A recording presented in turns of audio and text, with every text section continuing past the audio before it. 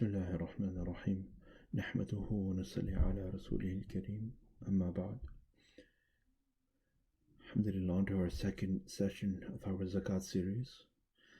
So we'll be looking at some of the prerequisites for Zakat in order for it to become obligatory.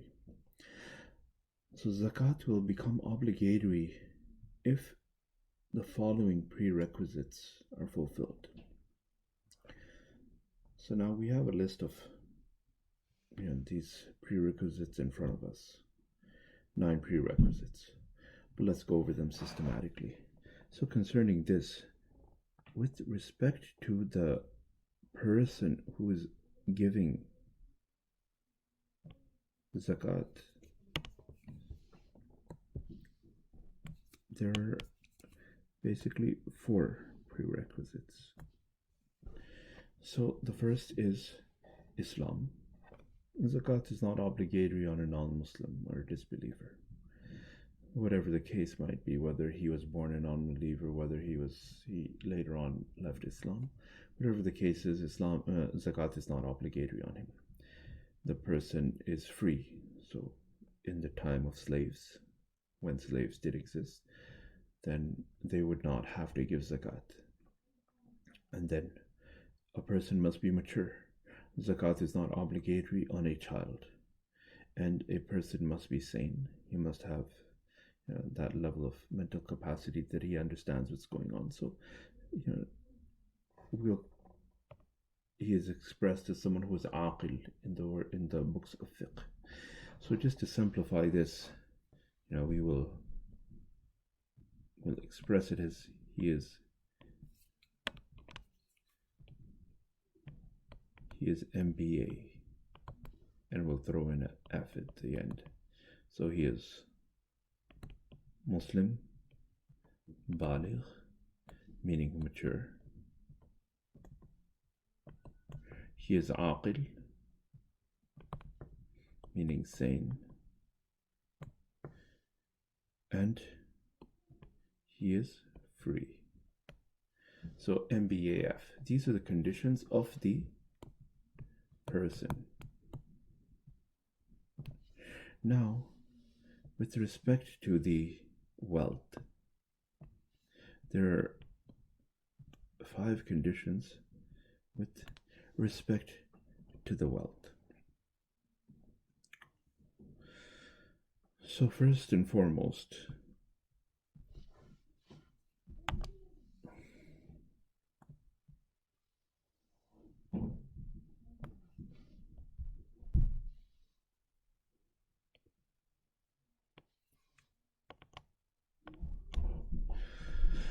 he must be in total ownership of that wealth. That means total ownership means 2 things: that he owns it and it's in his custody.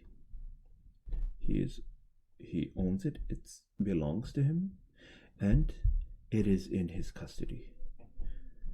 So both of these things. So now, some side points are given here that if he owns something, but he has not yet taken it into his custody, then it will not be obligatory for him to give zakat on it. So some examples of this are, when we look at custody, a woman's dower. A woman got married. It was for a mahar of $10,000. So for example, it's better to keep it simple. Keep it closer to what Rasulullah sallallahu alaihi wasallam gave his wives. But that's another discussion for another day. So just for discussion's sake, he agreed to a mahar of 10,000.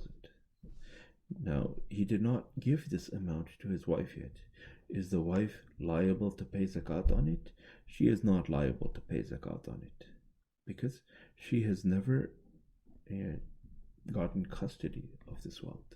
It is not in her possession. And then on the flip side, when custody is there but ownership is not present, we looked at the example where ownership is supposed to be there, but custody is not present. Now we'll look at the other side, the flip side, that custody is there, but ownership does not exist. So if a person takes some wealth into his custody but does not own it, then he does not have to pay zakat for it. So the example is that a person takes a loan. So he has his creditor's wealth. He took a loan, he has that wealth in hand, but it does not belong to him. So he will not be paying zakat on that. It is not his wealth. So one thing is total ownership. Now let's look at another one. And probably the most important one. Let's look at this one. That this wealth should be growing. It should be considered growing wealth. So with respect to wealth, there are 5 conditions.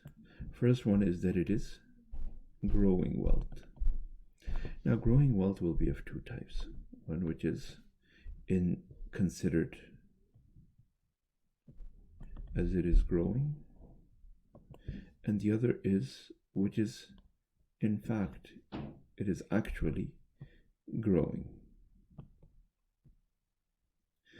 So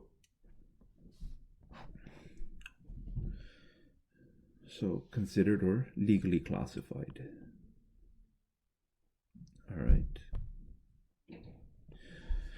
So let's go through the examples. A, cows and sheep are an example of wealth that increases in reality because they reproduce and so on. So they will be increasing. They are in reality growing. All right. Another example is business commodity.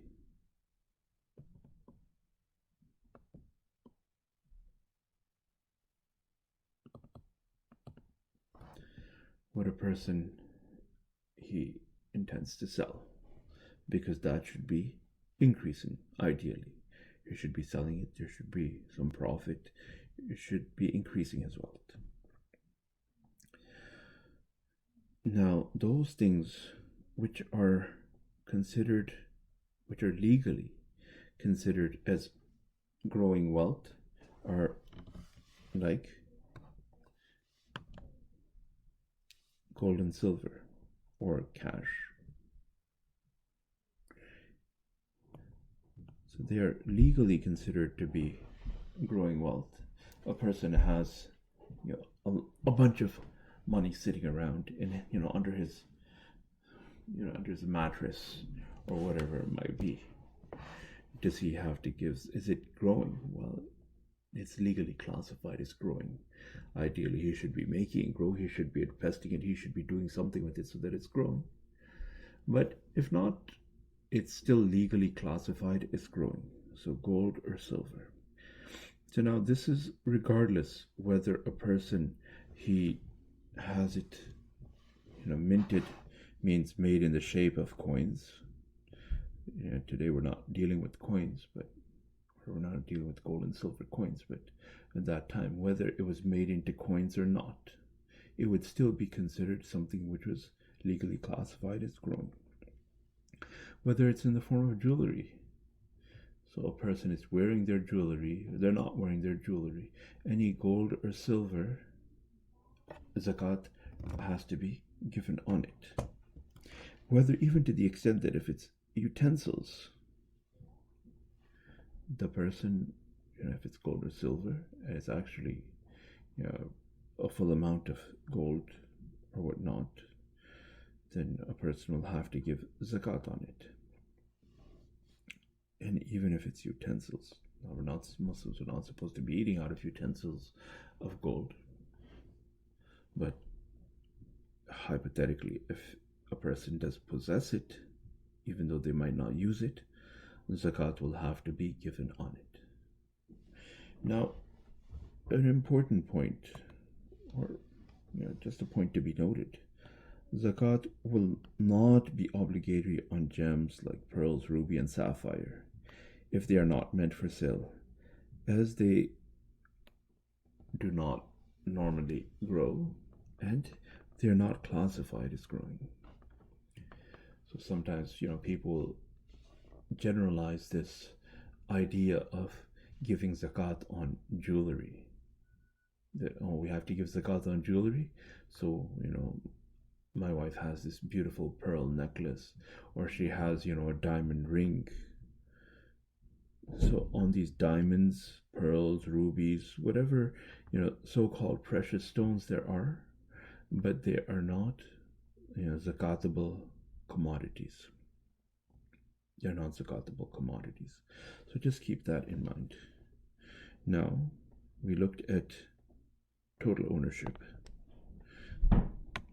Alright, so a person must be in total ownership.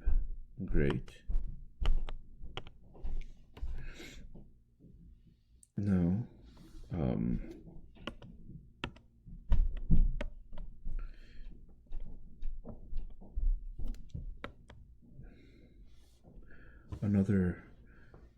so let's add this to our list here. Complete or total ownership.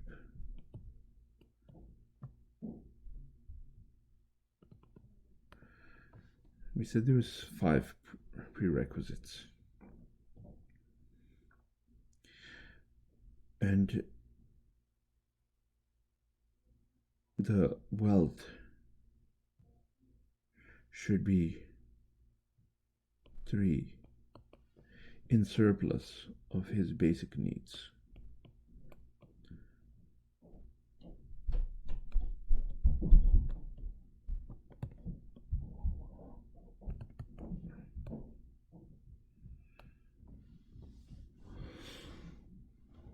So it should be in surplus of his basic needs. Now let's take a look at that. What are the basic needs in Islam?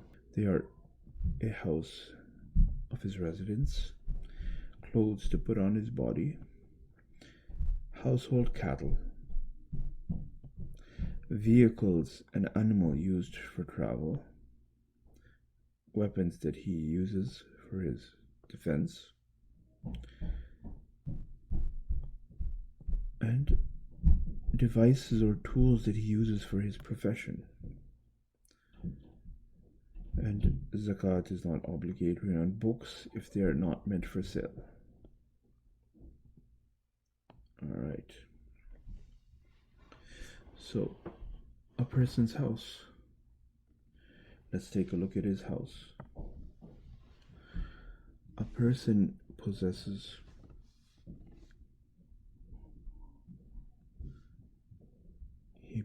a nice house.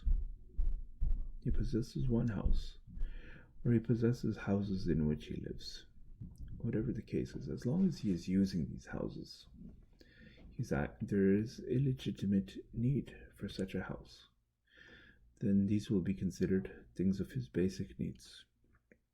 So he lives in a house. He is not renting it out for profit, but he is actually living in it. So this is a house of his residence. This will not be calculated for his, for zakat. And then clothes to put on his body. So his clothes, straightforward. Household cattle. If a person has some cattle that he uses for his basic needs at home. Vehicles and animal used for travel. So whatever his transport is, whatever car that he's actually using. These days a person has a car, has a bike. These are his basic transport. So for this, it's a non-issue. He can, this will not be calculated in his zakat. The weapons in use, okay. Whereas in Canada, normally we wouldn't really need any weapons, but hypothetically, if someone has, then they would not be considered in his, and he's not selling them, they would not be considered in his zakatable commodity, his zakatable assets, and things that he uses for his profession. So a person might have a computer. Normally a computer is, today everybody needs a computer to do their work. Now you have a person who is developing for, on one hand, he has his Windows computer, he has his Linux computer, and he has his Mac. So now, without getting into things like virtualization and stuff, but say that he wants to use hardware for all of his different development environments, that's okay, that's a call that he makes. So all of these would be considered tools for his profession. Neither would be considered luxury items, so to speak. And then zakat is not obligatory on books. Now this goes specifically for or it's more generally, the statement is made for the scholars who generally have a whole bunch of books, that even though they have a whole bunch of books, as long as they're not intending to sell those books, zakat will not be given on their books, because these are, a person is in need of this knowledge, and it is not his, he's not intending to sell it. So these are topics where we talk about his basic needs. Then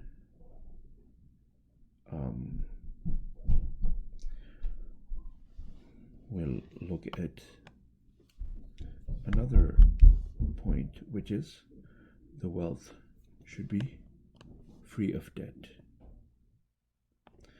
So if a person, and there's details on this also,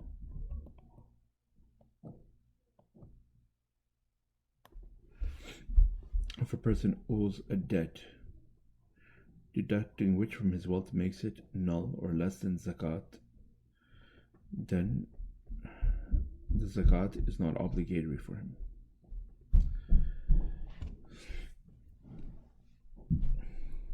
So the debt that a person has will be deducted from a person's net assets, and then we'll see what remains. So there's details in terms of the debts. There's long-term and short-term, and that's a discussion we'll look at a bit later. And then the last thing is, last point we want to look at is that the owned wealth should be equal to or more than the nisab. So that after adding and subtracting all of these things, we see a person has growing wealth. Okay, great. Then we see, okay, now out of that growing wealth, how much is actually in your ownership?